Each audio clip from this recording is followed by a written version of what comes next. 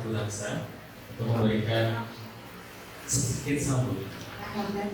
Dan di sini harapan kami semua, ibu-ibu yang hadir pada kesempatan hari ini diberikan kesehatan, kemudahan, kelancaran dalam proses persalinannya.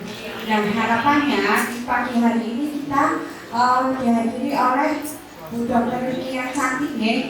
Nanti harapannya di sini kita itu saling tukar pikiran. Mumpung ada dokter, banyak-banyaknya bertanya. Nggak usah sungkan-sungkan. Apa yang sekiranya menjadi keluhan panjenengan semua, apa yang dirasakan, apa yang perlu ditanyakan, semuanya nanti bisa dikupas tuntas pada hari ini.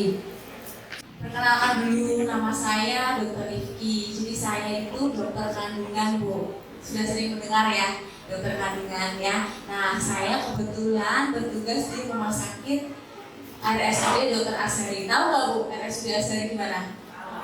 Tahu ya, dekat di sini kan di kota ya. Nah, saya kerja di situ, Bu, di rumah sakit Dr. Azhari sebagai dokter kandungan. Hari ini saya bertugas memberikan informasi tentang kehamilan risiko tinggi pada kehamilan. Ya, jadi kenapa saya harus datang ke sini? Karena apa? Pada zaman sekarang itu orang disuruh periksa itu susah, Bu. Ya, apalagi kalau dirujuk dari puskesmas. Kenapa? Karena kalau pasien hamil dirujuk dari puskesmas, pikirannya udah macam-macam, banyak kayak gitu. Nanti saya disesar, nanti saya obatnya banyak, jadinya nggak berangkat ya. Jadi kalau memang dari puskesmas, dari posyandu disuruh datang ke rumah sakit, jangan berpikir jauh-jauh dulu. Nanti saya di ini kan. Pikirkan dulu kesehatan ibu sama bayinya. Kebetulan kalau kami di rumah sakit itu menerima ibu-ibu hamil yang ada sesuatu, ibaratnya gitu ya. Jadi kalau sehat, urusannya Bu Bidan aja, hamil sehat, lancar, kita kan yang diharapkan gitu ya. Sehat, lancar, lahirannya enak, bangsa gitu ya. Itu sama Bu Bidan di puskesmas apa-apa. Tapi kalau memang ada sesuatu, tensinya tinggi, apa ada flek-flek, perdarahan, itu harus dibawa ke rumah sakit. Kenapa? Karena kami peralatannya lebih canggih, dan kami lebih memadai ya. Jadi ibu bisa lebih tertangani dengan baik di situ ya. Kadang-kadang ada yang tensinya tinggi, bilang saya pokoknya mau lahirannya di puskesmas saja.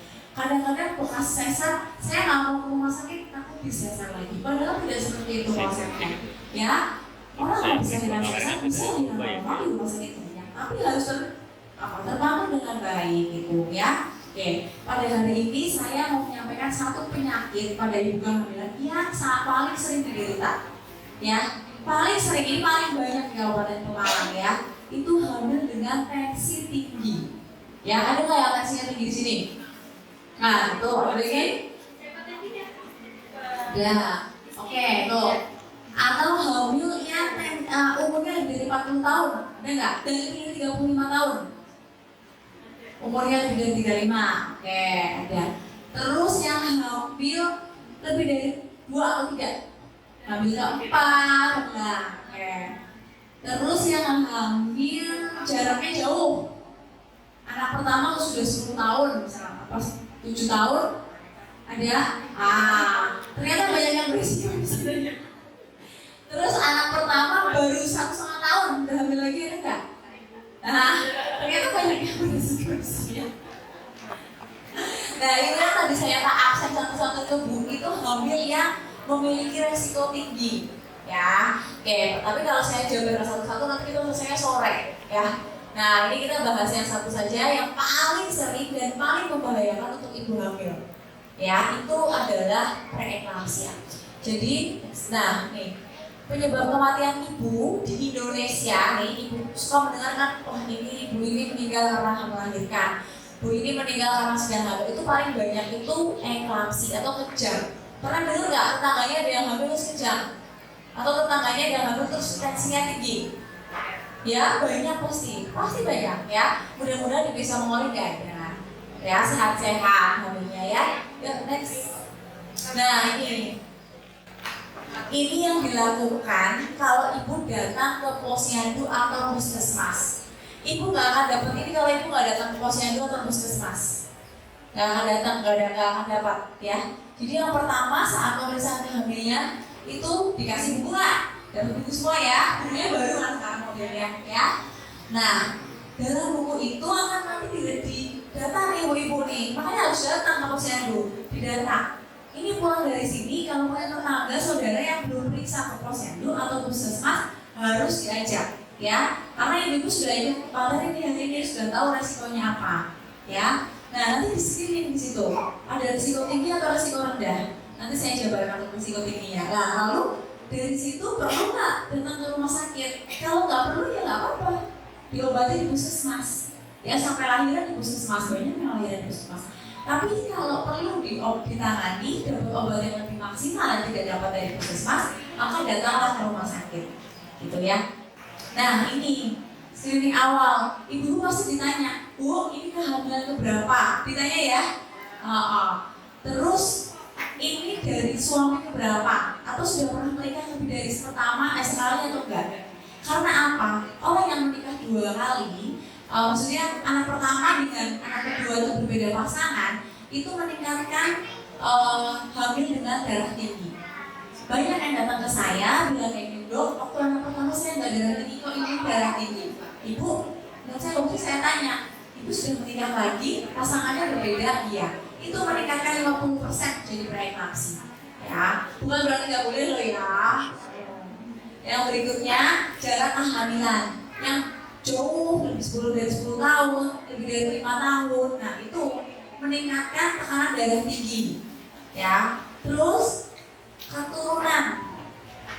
Kita kan perempuan ya, tapi punya anak perempuan atau ibu yang darah tinggi. Nah itu bisa bikin kita waktu hamil jadi darah tinggi, ya 2 kali lipat. Terus yang berikutnya faktor risikonya adalah apa? Anak pertama, hamilan anak pertama itu juga meningkatkan risiko. Terus yang berikutnya adalah hamil dengan peningkatan berat badan yang berlebihan. Itu dari 20 kilo naiknya. Atau memang sudah obesitas, sudah gemuk, buat jalan aja ngos-ngosan, ditambah hamil, tambah ngos-ngosan darah tinggi akhirnya. Nah seperti itu ya.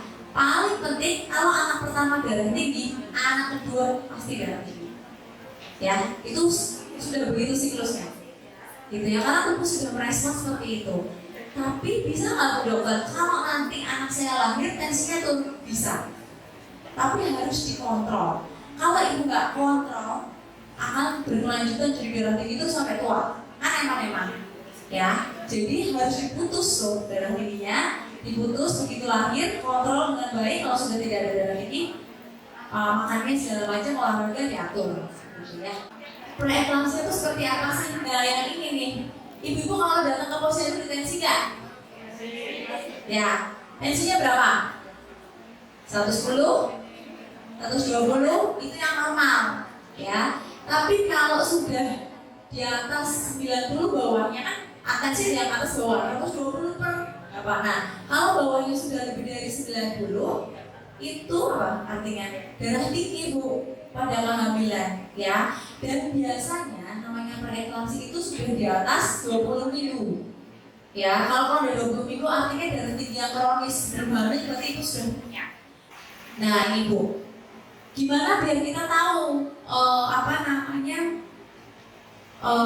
sudah darah tinggi apa yang harus saya lakukan? Dok, saya udah darah tinggi nih. Terus gimana biar saya tidak jatuh ke komplikasi yang lainnya? Karena komplikasinya banyak Bu. Namanya darah tinggi itu macam-macam. Bisa ke jantung, bisa ke ginjal. Nah, supaya nggak seperti itu gimana dok? Periksa setiap 3 minggu sekali harusnya. Ya, kalau posyandu itu berapa sebulan sekali ya? Nah, maksimal sebulan sekali boleh, kalau Pak. Ya, tapi dilihat lagi dari usia kehamilannya. Kalau sudah di fase 3 ya nggak boleh, ya. Nah, kalau sudah di rumah sakit diapain? Kalau sudah sampai rumah sakit diapain? Dikasih obat. Obatnya apa? Namanya asetilsalicilat atau aspirin. Orang dengarnya itu pengencer darah. Nah, itu. Jadi kalau dikasih obat itu kadang-kadang ada pasien tanya, Dok, saya itu kan nggak stroke, saya nggak apa, kok saya dikasih ini? Ya itu untuk meringankan, ya. Terus dikasih obat darah tinggi. Dok, saya obatnya terlalu banyak nggak diminum akhirnya. Terus ibu-ibu dikasih kalsium nggak kalau ke puskesmas? Ya, kalau itu harus diminum. Kenapa? Itu obat murah tapi bisa mencegah darah tinggi. Nah ini ya, jadi ibu-ibu kalau hamil harus dipikir dua, ibu sama janin. Kadang-kadang ibu-ibu tuh mikirnya cuma bayinya, datang tensi tinggi, baru grok, duduk USG, dok bayi saya nggak kenapa-kenapa kan. Padahal harus dipikir dua-duanya, ibunya lebih bahaya. Ya, darah tinggi pada ibunya lebih bahaya, bisa kejang sampai kematian. Ya, jadi yang dipikir dua, ibu dan janin ya. Klinisnya itu biasanya sakit kepala, pusing tuh keluhannya ya. Tapi ada juga yang nggak pusing, ya. Lalu matanya kunang-kunang, ya. Dadanya sesek, biasanya itu kalau sampai parah, ya. Terus laboratoriumnya yang tadi saya bilang, protein urinnya tuh dicek positif ternyata, ya. Nah efek janinnya apa? Akhirnya gerakan janinnya berkurang. Gimana bayinya mau aktif kalau ibunya tidak sehat? Gitu ya, kalau ibunya nggak sehat pasti bayinya sesuatu nih. Jadi di dalam juga asupan gizinya nggak bagus, akhirnya gerakannya tidak aktif, denyut jantungnya nggak stabil ya, sama air tubuhnya berkurang pasti itu. Akhirnya apa? Bayinya kecil bu, lahir tuh bayinya kecil, normalnya bisa 3 kilo, ini cuma 2 kilo, 1,8 gitu. Karena apa? Aliran darah ke bayinya nggak bisa maksimal, jadi bayinya kecil. Dan gitu ibunya disuruh minum kalem nggak mau, nggak minum gitu. Tambah darah nggak diminum, ya. Nah, lalu kalau darah tinggi, dok itu tetangga saya darah tinggi belum HPL tapi suruh lahir. Kenapa dok? Karena obat darah tinggi, penanganan darah tinggi kalau pada kehamilan dilahirkan obatnya. Begitu bayinya lahir, darah tingginya kan turun. Tapi yang harus dilihat dua, bayinya sudah siap untuk lahir apa belum. Biasanya kita lakukan di usia 37 minggu. Belum tentu sesar, ya, masih banyak yang bisa lahir normal dengan induksi. Ya, jadi nggak usah takut kalau memang dirujuk dari puskesmas, datang ke rumah sakit, nggak usah mikir datang pasti saya disesar. Bukan gitu, ya. Banyak yang lahir normal, banyak yang lahir induksi. Ya, kalau sudah lahir saya harus apa? Ya, kalau sudah lahir, kalau kami di rumah sakit Azhari, kontrol pertama, ya, walaupun lahir normal atau sesar kita kontrol. Kita lihat tensinya. Kita berikan obat darah tinggi. Setelah diberikan obat darah tinggi, begitu obat habis harus tetap kontrol di puskesmas. Kenapa? Resiko kerja pada ibu hamil dengan darah tinggi masih bisa sampai 3 bulan. 3 bulan dari lahiran. Ya, itu masih bisa 12 minggu. Jadi ada orang yang sudah lahiran 1 bulan baru kejang ada. Ya, makanya tetap harus kontrol di puskesmas yang terdekat untuk ngecek tensinya. Tapi kalau tensinya aman, misalnya enggak. Tapi kalau masih tinggi terus, ya itu yang bahaya. Ya, dari sini nanti kalau ada saudaranya, tetangganya yang hamil nggak mau periksa, ayo digandeng untuk periksa. Periksanya gratis ya. Kalau ke rumah sakit pakai BPJS juga semua gratis, ibu dan bayinya. Ya, sudah dapat USG, sudah dapat obat ya. Apalagi tuh, tempatnya nyaman ya. Nggak usah terlalu berpikir macam-macam. Kenapa? Sudah datang besoknya nggak kontrol lagi. Nah itu kan yang bahaya ya. Jangan berpikir terlalu pendek, berpikirnya jangka panjang gitu ya. Ibu dan bayinya ya bu, jangan cuma mikir bayinya, ibu dan bayinya, lagi ibu dan bayinya gitu ya. Lalu saya pesan untuk pasien-pasien dengan darah tinggi, KB-nya tidak boleh KB hormon, tidak boleh KB yang suntik, implan, tapi IUD. Penggunaan IUD banyak bu? Banyak ya, implan? Ya. Tapi kalau untuk darah tinggi hanya boleh IUD atau steril ya, atau kondom. Tapi kalau kondom kan bu banyak yang kebobolan. Mendingan pakai IUD. 5 tahun hamil lagi nggak apa-apa. Yang penting darah tingginya sudah terkontrol. Anak saya ibu hati, memang harus minum susu ya bu. Susu apa ibu? Bu Winati ya, Bu Winati umurnya berapa Bu Winati? 30, hamil ke berapa? Hamil kedua, anak pertama umur berapa? Oh, 10 tahun ya jaraknya ya. Nanti juga harus diperiksa loh ya tensinya ya. Oke, hamilnya di berapa minggu sekarang? Hamilnya berapa minggu? 14 minggu. Oke, mau 4 bulan ya berarti ya. Oke. Pertanyaannya, ibu hamil harus minum susu atau tidak? Ya. Oke.